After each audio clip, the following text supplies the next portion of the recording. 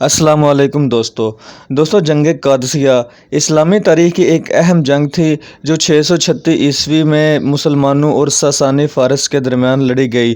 اس جنگ کی اہمیت اس لیے زیادہ ہے کہ اس نے مسلمانوں کو فارس کی عظیم سلطنت پر غلبہ حاصل کرنے کا موقع فراہم کیا۔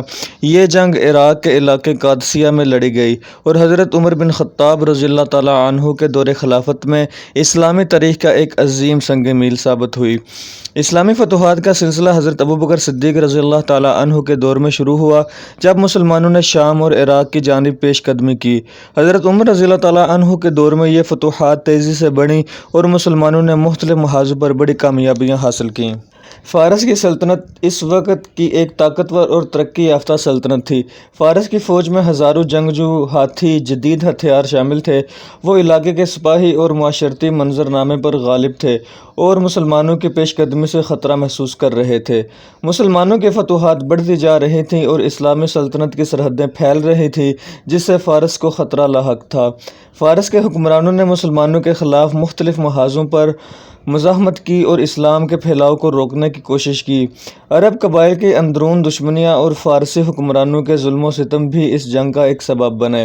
مسلمانوں کی قیادت حضرت سعد بن ابی وقاص رضی اللہ تعالیٰ عنہ کر رہے تھے، جو کہ حضرت محمد صلی اللہ علیہ وسلم کے صحابی اور ایک ماہر جنگجو تھے۔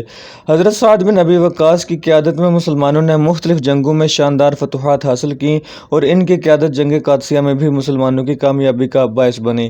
فارس کی فوج کی قیادت رستم فرخزاد کر رہا تھا، جو ایک تجربہ کار اور بہادر سپہ سالار تھا۔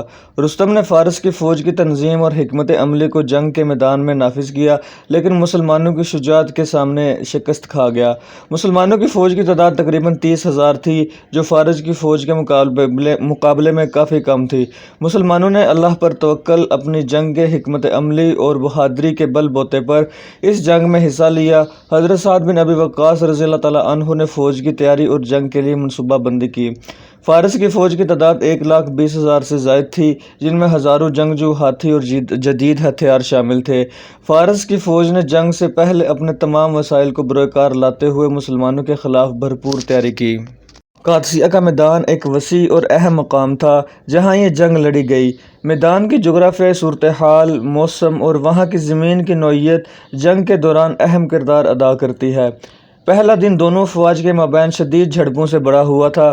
فارسیوں نے ہاتھیوں کو استعمال کیا، جو مسلمانوں کے لیے ایک نیا تجربہ تھا۔ ہاتھیوں کی وجہ سے مسلمانوں کو مشکلات کا سامنا کرنا پڑا، لیکن مسلمانوں کی جرأت اور اللہ پر توکل نے انہیں میدان میں قائم رکھا۔ مسلمانوں نے میدان میں اپنے دستوں کو منظم کیا اور فارس کی فوج کی صفوں کو توڑنے کے لیے مختلف حکمت عملی اپنائی۔ فارسی ہاتھیوں کے حملے نے مسلمانوں کو ابتدا میں نقصان پہنچایا، مگر جلد ہی مسلمانوں نے ان ہاتھیوں کا توڑ نکال لیا۔ فارس کی فوج نے ہاتھیوں کو مسلمانوں کے خلاف استعمال کیا، جو ایک اہم جنگی حکمت عملی تھی۔ ہاتھیوں نے مسلمانوں کی صفوں میں خوف پیدا کر دیا، لیکن مسلمانوں نے جلد ہی ان کے خلاف مؤثر اقدامات کیے۔ دوسرے دن فارسی فوج نے دوبارہ ہاتھیوں کو استعمال کیا اور مسلمانوں پر بھرپور حملے کیے۔ اس دوران مسلمانوں نے اپنی حکمت عملی میں تبدیلی کرتے ہوئے فارس کی فوج کو پیچھے دھکیلنا شروع کیا۔ تیسرے دن کی لڑائی میں مسلمانوں نے ہاتھیوں کے خلاف ایک نئی حکمت عملی اپنائی۔ انہوں نے ہاتھیوں کو چلانے والوں کو نشانہ بنایا، جس سے ہاتھی بے قابو ہو گئے اور فارس کی فوج کو نقصان پہنچا۔ تیسرے دن رستم کی قیادت میں فارس کی فوج کو کئی مشکلات کا سامنا کرنا پڑا۔ رستم کی قیادت کمزور پڑنے لگی اور فارسی فوج میں بھگدڑ مچنے لگی۔ چوتھا دن جنگ کا فیصلہ کا دن ثابت ہوا۔ مسلمانوں نے بھرپور حملے کیے اور فارسی فوج کا حوصلہ ٹوٹ گیا۔ اسی دوران رستم فرخزاد مارا گیا، جس سے فارسی فوج میں افراتفری مچ گئی۔ رستم کی موت کے بعد فارسی فوج شکست کھا گئی اور مسلمان سپاہیوں نے فتح حاصل کی۔ مسلمانوں کی فتح نے اسلامی تاریخ میں ایک نیا باب رقم کیا۔